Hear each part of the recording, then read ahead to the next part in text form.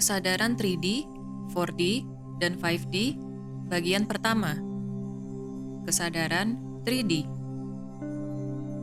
Apakah yang dimaksudkan dengan dimensi? Apakah kita bisa melihat dimensi lain menggunakan indera penglihatan kita? Ada banyak spekulasi dan penjelasan mengenai dimensi.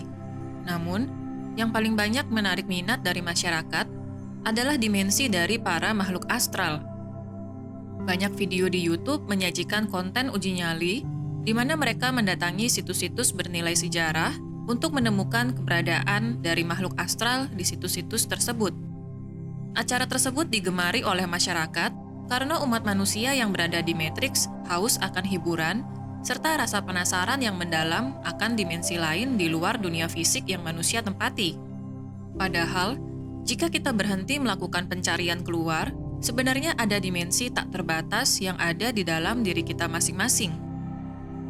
Seperti apakah dimensi tersebut?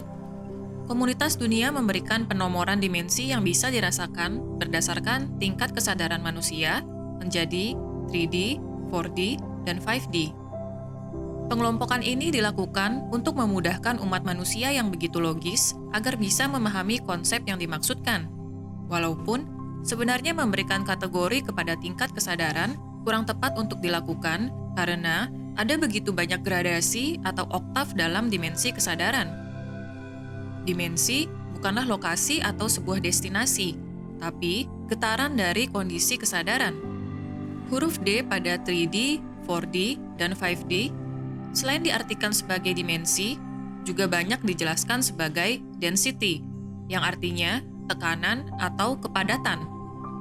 Mengapa tekanan atau kepadatan? Karena kesadaran memiliki intensitas getaran yang kemudian menciptakan tekanan atau kepadatan tertentu. Semakin cepat getaran, semakin tinggi frekuensinya, maka tekanannya akan semakin ringan. Bayangkan nada C dan A pada musik. Nada C dengan getaran yang lebih rendah terdengar lebih berat dibandingkan nada A yang berada pada getaran lebih tinggi.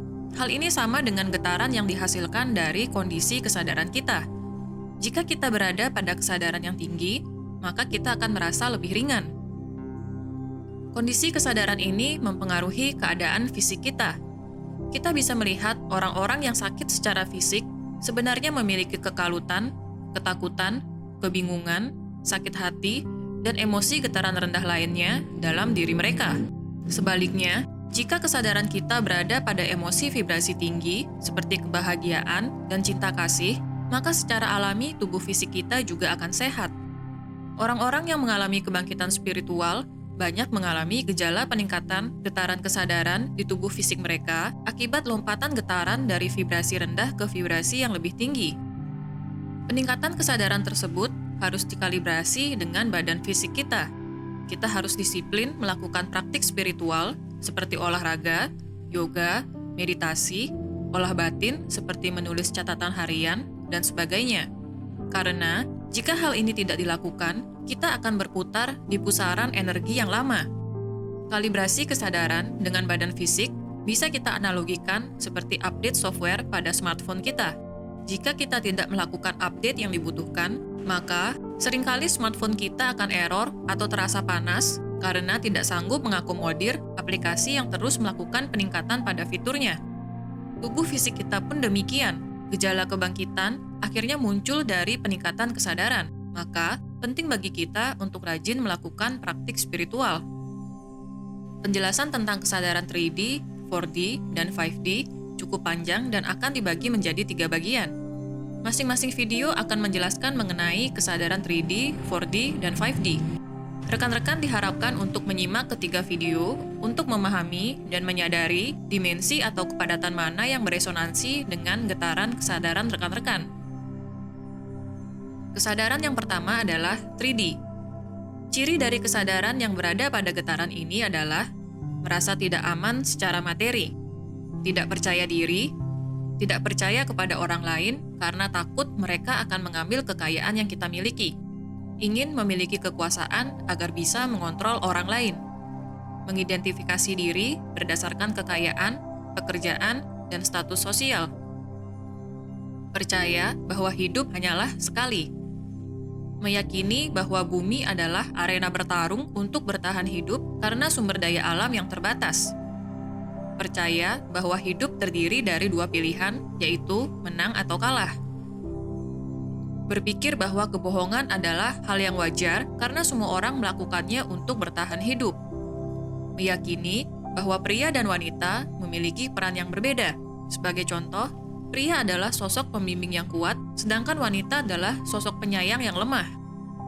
Pada dimensi ketiga ini kita merasa bahwa kita tidak lengkap tanpa kehadiran orang lain, sehingga kita percaya orang lainlah yang bisa membuat kita bahagia.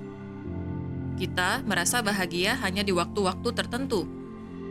Kita merasa menderita karena selalu dibebani masa lalu dan skenario masa depan yang belum terjadi, padahal kita hidup di momen saat ini. Begitu mengidamkan hubungan fisik karena seks adalah satu-satunya cara untuk merasakan bagaimana energi maskulin dan feminin bersatu. Berpikir mencintai diri sendiri adalah hal yang egois, padahal sebaliknya, mencintai diri sendiri adalah cara untuk menyadari bahwa kita sudah utuh. Adanya ilusi dualitas, yaitu salah benar, gelap terang, menang kalah, dan sebagainya. Dikendalikan oleh ego, sehingga mata batin tertutup. Percaya bahwa semua yang terjadi dalam hidup adalah sebuah kebetulan. Beradaptasi di Matrix, sehingga berpikir bahwa pemrograman realita palsu adalah sebuah kenyataan, karena sebagian besar orang bermain di arena permainan yang sama. Mengubur pertanyaan akan tujuan hidup, asal-muasal, talenta, dan anugerah, karena orang-orang menganggap hal tersebut tabu atau aneh untuk dilontarkan. Hal ini terjadi karena lingkungan sosial dibentuk untuk mengikuti aturan-aturan yang berlaku di Matrix. Jika kita mempertanyakan hal-hal yang disebut tabu atau di luar sistem norma, budaya, agama, atau peraturan-peraturan lain yang dibuat oleh manusia, maka lingkungan sosial akan menganggap kita gila atau seorang pemimpi yang tidak realistis.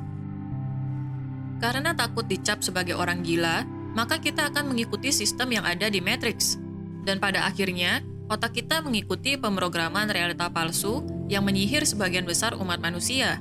Pemrograman palsu yang ditanamkan adalah kenyataan palsu, yaitu ketakutan yang mengendalikan dan memanfaatkan umat manusia untuk mendefinisikan kebahagiaan berdasarkan kekayaan materi. Asuransi, industri obat-obatan, dan fashion adalah beberapa contoh industri yang memanfaatkan ketakutan kita untuk meraup begitu banyak uang karena kita berpikir bahwa kita harus meningkatkan status sosial kita. Pada akhirnya kita akan bergantung pada industri tersebut agar merasa aman untuk hidup di masyarakat.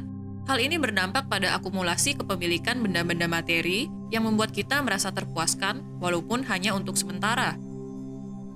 Kesadaran pada getaran 3D penting bagi kita untuk belajar mengenai dualisme, yaitu positif dan negatif, kebahagiaan, kesengsaraan. Dengan mengalami dualisme, kita akhirnya akan menyadari kehendak bebas atau free will yang kita miliki untuk memilih salah satu dari dualisme tersebut. Jika kita menggunakan kehendak bebas kita di jalan kegelapan, maka kita akan terus berada di dalam matrix. Hingga pada akhirnya, kita meningkatkan kesadaran dan menggunakan free will kita untuk memilih jalan cinta kasih, sehingga kita bisa terbebas dari getaran 3D atau pemrograman realita palsu menuju dimensi kesadaran atau getaran yang lebih tinggi.